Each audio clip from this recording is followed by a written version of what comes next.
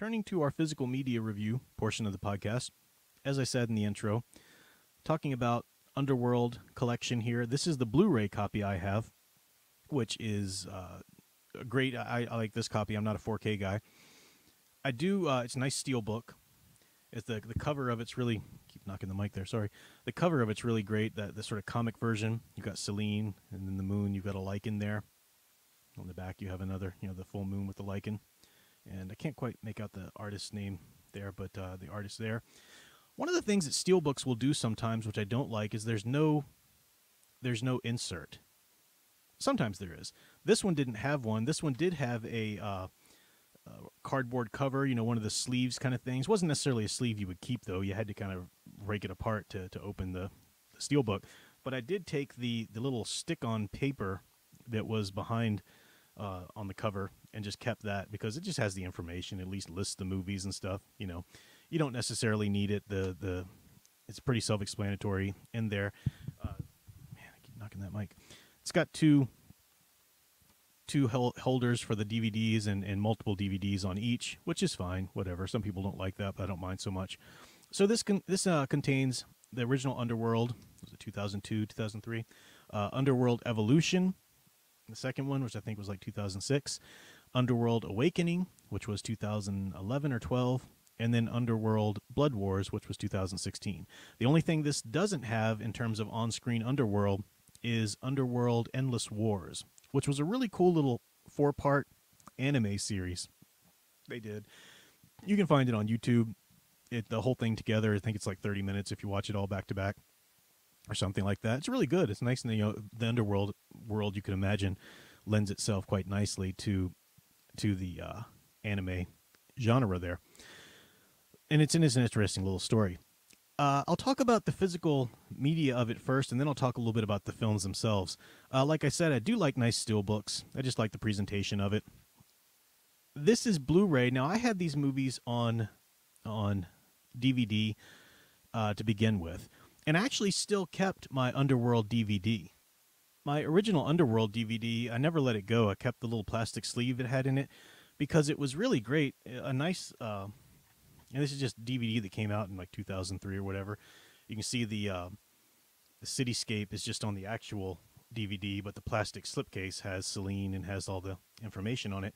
And I love this version, just the first movie, but it's a collector's edition, and it comes with the inserts. Comes with really cool drawings of Underworld, sketches, sketches from the storyboard and everything. So, this is the kind of stuff that I think is lost in a lot of the Steelbook collections. Sometimes they have something like this that's good, but a lot of times they don't. So that's great stuff to have in it. The insert booklet also gives you a clip of the comic book. There were graphic novels made for the movies and comic books, which continued the story in some ways and everything. And this all came with the regular DVD, and I'm never going to give that up. It's a great thing. And again, Underworld's a movie that's made in 2003. It's one of those that I don't necessarily need to see the clearest, crystal clear version of it on film. And, I talked about that for Fright Night, the physical media review I did in the last episode. And I was saying, especially for Fright Night, a movie made in 1985, I personally think the practical effects they did look much better on DVD than they do on a Blu-ray. I really do think that. I will say, though, with Underworld, because of the filters that they used, all of the films used some elements of this filter. They ended up taking it way too far by Blood Wars. But the first two Underworld movies directed by Lynn Wiseman, there was that sort of bluish, darker kind of filter to give this world the otherworldly look. And it had that very sort of 2000s Gothic, feel, which I loved. And it was kind of cool seeing that on a more crystal clear screen like a Blu-ray. 4K might be too much for me, I don't know, but I did get to appreciate the screen a little bit more. I didn't feel like I was looking through such a fog. I remember seeing it, the original two films I saw in the movie multiple times, in the theaters multiple times, and I did buy the DVDs. Really loved those two movies. I lost track of the franchise after that. I thought I'd seen more, but it turns out I didn't. So watching Underworld Rise of the Lycans, I forgot to mention that one earlier. That's on here as well. That's part 3. and then Awakening 4 and Blood Wars 5. These were new experiences to me. I watched all of these in the last couple weeks getting ready for this review. Underworld is a great idea. It really started with Kevin Grievo. And I hope I'm pronouncing his name right. I knew I was going to, I told myself, look it up before you start recording the podcast, but I forgot, whatever. Kevin Grievo, if that's his name, pronunciation right. Great guy. He's a writer. He's written a lot of great comics. He's written for television. He's acted in television. He was Ray's, the big black muscular Lycan. He was in the first film. He was also in Rise of the Lycans, which was really great to see him. He was the subject of one of the comics that kind of go off and tell some more of the story. So I met him at a con. I met him at a Scares That Care con, which was in Williamsburg, Virginia, actually. And he was there, and I went to I got a picture with him. You can see there. Got him to sign his I, Frankenstein comic and everything. He was a really great guy. But he did a panel with, I'm blanking on his name now, but the actor from American Werewolf in London. They did a werewolf panel. And, they were talking about a lot of great things. But Kevin said that when you're writing an idea, you got to have a pitch, an angle to it. And for Underworld, he said, because Underworld, it started with him. It was his idea. He'd written out a story or either had the general idea for it. And he got the interest of Hollywood, and it ended up being developed between him, Lynn Wiseman, and I forget the other guy that helped develop the script and everything, but was a producer. So, it became Lynn Wiseman's baby, in terms of he was in charge, he's the writing and the helm and directing and all of that. But it really started with Kevin Grievo, and Kevin got to play a role, in the film as well. So he said, when you've got a story, you got an idea, and you're trying to get it noticed, you got to have some sort of natural spin. So he said, taking his idea to movie execs saying, hey, werewolves versus vampires, they're like, But if you say, hey, it's kind of like a Romeo and Juliet, a forbidden love between werewolves and vampires, then suddenly Hollywood's like, oh, that's interesting. And this is way before Twilight, right? So, none of the stigmas or the baggage of that kind of romance vampire werewolf thing, that didn't exist then. He also was interested, he said he had a background in genetic engineering or genetic biology. So he was interested in a take on vampires and werewolves that was more biological and not so supernatural. There's still obviously some, you can't totally divorce it from the supernatural. But I had said in my Fright Night review last episode that I really hate it when they do, say, vampire movies and they try to take away the religious foundations of it.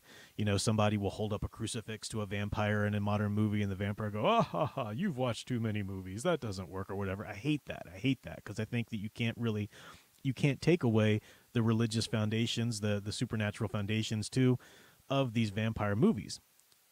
The reason Underworld's an exception to that is because Underworld's not a story. It's not a vampire preying on humanity or werewolves. It's not a horror story at all. The Underworld stories are action adventure and drama. It's really about these two warring factions, the covens of the vampires and the packs of the Lycans, and their history together and their warring, it's just this epic story. It's not a horror story at all. So it didn't really apply to that, and his take on the vampires, worked great. I bring that up, though. I bring that up because he said that, you got to have that angle to pitch it with, and that was there from the beginning. The foundation of the Underworld franchise is the forbidden love. It's the forbidden love between Celine and Michael Corvin, and then even in their past, it was the forbidden love of Lucian the Lycan with Victor's daughter, the vampire. I forget her name, but they named her and fleshed her out more in Rise of the Lycans. So that's there at the foundation of the franchise, and the first two movies were glorious. The sequel picks up right after the first one ended, and then the first one ended in a way that could have been just the end to the movie, but it definitely ended. There's more to the story to be told. It was, they were hoping for a franchise, and they got it because it was so popular. And the second one delivered on that. Lynn Wiseman's still directing.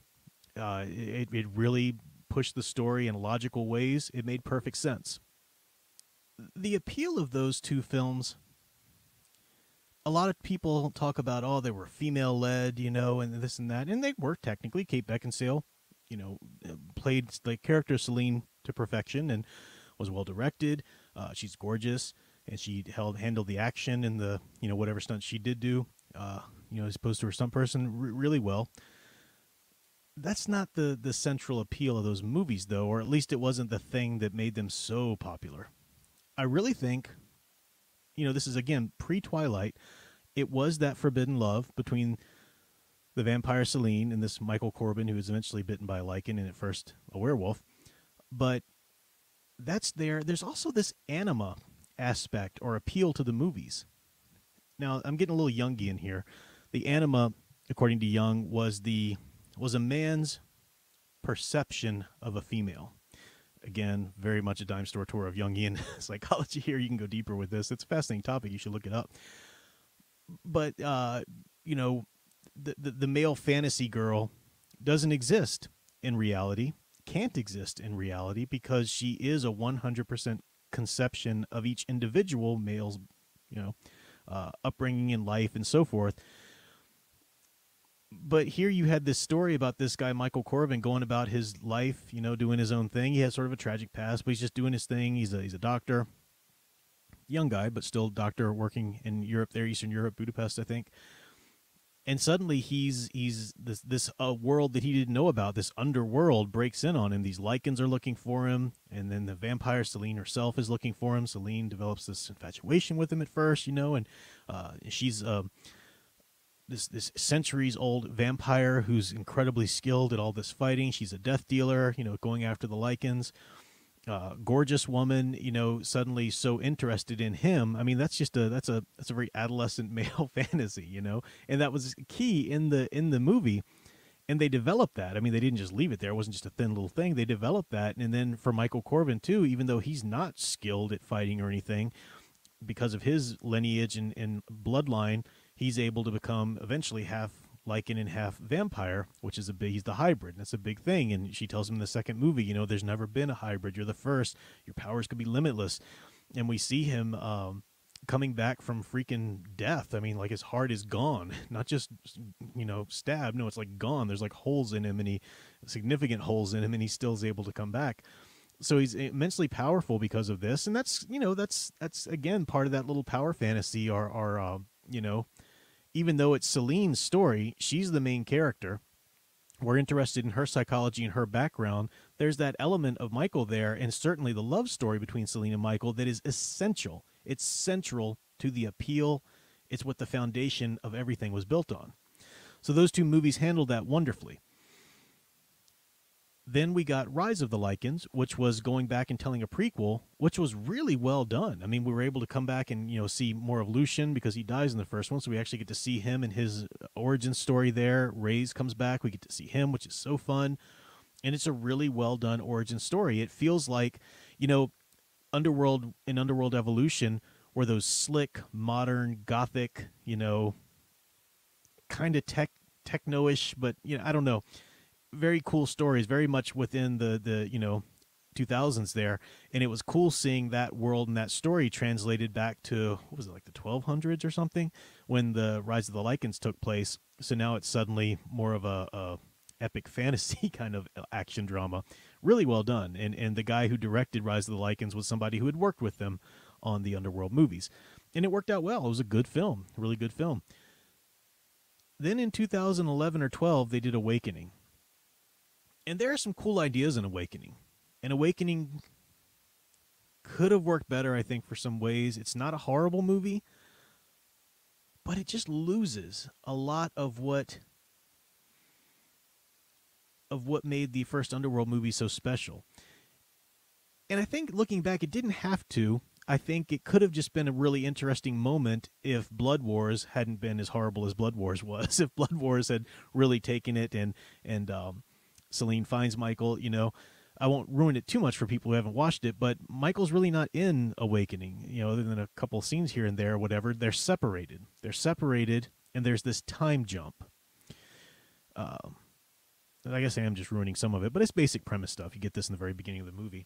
They're captured. They're put in this sort of cryogenic freeze or whatever, because there's this weird thing they did with the Underworld evolution, or the evolution of the Underworld series, where suddenly, somewhere between Underworld Evolution and Underworld Awakening, everybody finds out about vampires and werewolves.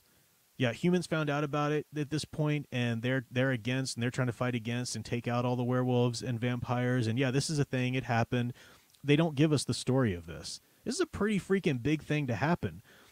And for Underworld, the first two movies to take place right after each other, and we've got a pretty linear, coherent story thus far, for it to just time jump. And I don't care that it was so many years later. That's fine. Still give us that story. You can't just say, "Oh yeah, all that stuff happened." So now suddenly, everybody knows about vampires. Yeah, we didn't show you that, but just pretend that happened. And now Celine and Michael, they're on the run.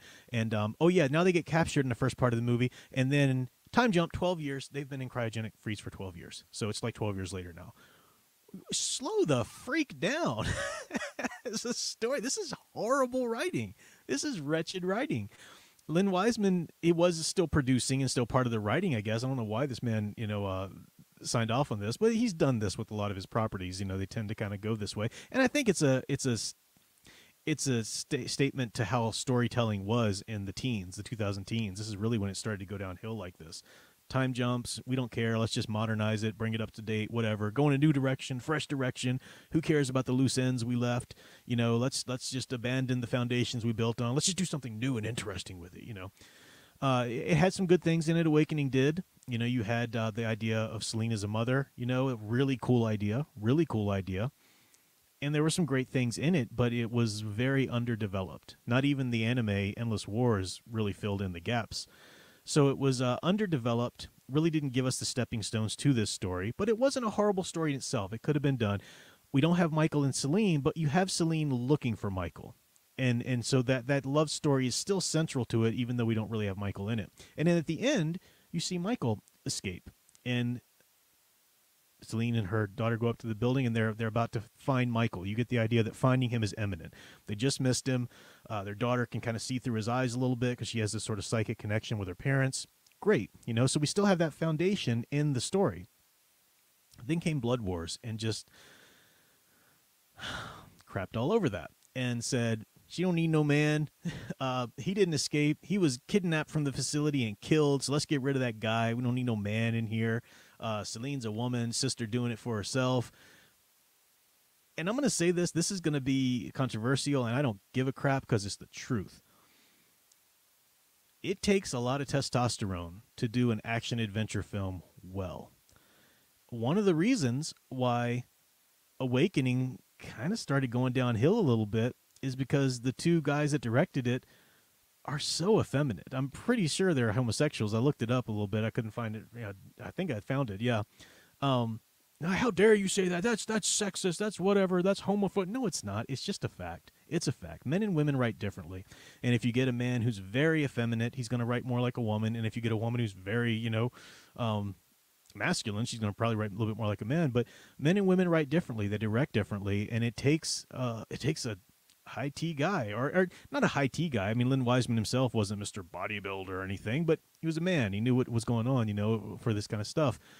And then Blood Wars was done by a woman in 2016. We're not that far from the #MeToo movement. We're not that far from the everything a woman does is amazing, era. And it was just a golden opportunity for somebody and some people of that mindset to take the Underworld series led by a woman and try to make it a totem for their cause and whatnot. Blood War's a mess. It's a mess. It's story-wise, directing is awful. The actors, I mean, there's some good performances in it, or passable performances, I might say, but that's about it. Kate Beckinsale at that point doesn't look believably like Celine anymore. She's still gorgeous. She's still sexy. She's gorgeous. She's Kate Beckinsale, for crying out loud. But she's playing a vampire who's supposed to be timeless. And it was amazing that they were able to pull that off in Awakening, because they pretty much did. I mean, that's 10 years after the first movie, and she still pretty much looked the same as she did, a little bit differences. But by 2016, I don't know if it was work she had done or just getting older, as every human being does. She still looked great, but she just didn't look like the same character who was supposed to be ageless, So there's problems with that and everything. I don't know. That's just my thoughts on the Underworld history of the franchise. Now, Lynn Wiseman is early, or as late as last year, the last most recent rumblings I've heard is that he's thinking about rebooting it some way, maybe as a television series. I really hope that doesn't happen, because in the climate that we have now of Hollywood, chances are it's not going to be good. But I did love the story, and I would love for it to one day be continued, maybe in an animated version. I mean, that anime thing, a really good way to catch the aesthetic of the world. if we could go back and just pretend that Awakening didn't happen or something. I don't know. You know, with me, when I do get into something or rediscover something I loved before, I like to really discover everything I can about the world, the franchise, world building stories.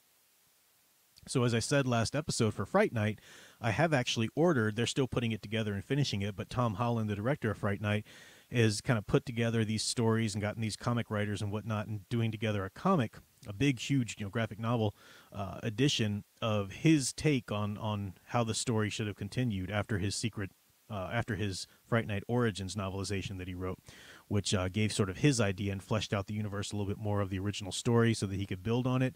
He was maybe going to write a novel, maybe do another movie, but it ended up being comics. So that's coming to me as soon as they finish it, and I'll definitely be doing a physical media review of that when I get it.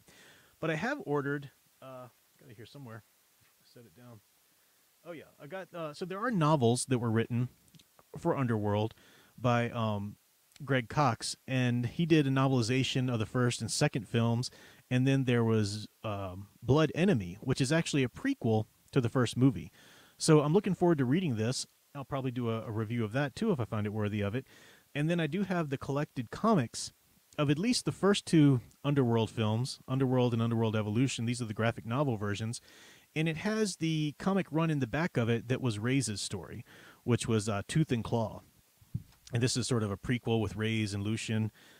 Really great, great story as well. So I might, I know there were some comics even right up to Blood Wars and whatnot. But, if there's interest in Underworld, there's more interest in it. And, if I enjoy these, I might bring these back as physical reviews as well.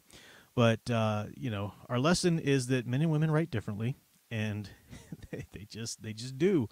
Have the right person for the right job. And also don't abandon the foundations of a story that you built upon. Okay, if you want to do something different, do that, but go do something different. Stop trying to take something you developed as X and turn around and just pretend now it's Y. Let's do Y with it instead of X now. There's natural evolutions in story. Like I said, Underworld Awakening could have worked fine if it was a moment and then Michael and Celine found each other afterwards and we moved on, and if we had some more filling in of the story in between, But it lost that gothic appeal. So much was lost. It's kind of a bummer of a franchise to follow from beginning to end, but it's definitely worth a watch if you haven't. I know I kind of spoiled the crap out of a lot of things, but if you haven't seen the first Underworld, you need to watch it, and you need to watch part 2. And if you like them, then you definitely should watch Rise of the Lycans. But you can go ahead and stop there. So that's my thoughts on both the physical media of the Underworld Collection Blu-ray that I have there, as well as just the stories in general. You know me, I'm a literature guy, a story guy, film guy. We can talk about these things ad nauseum, but I'll stop there. And we'll move on to the next segment, finally.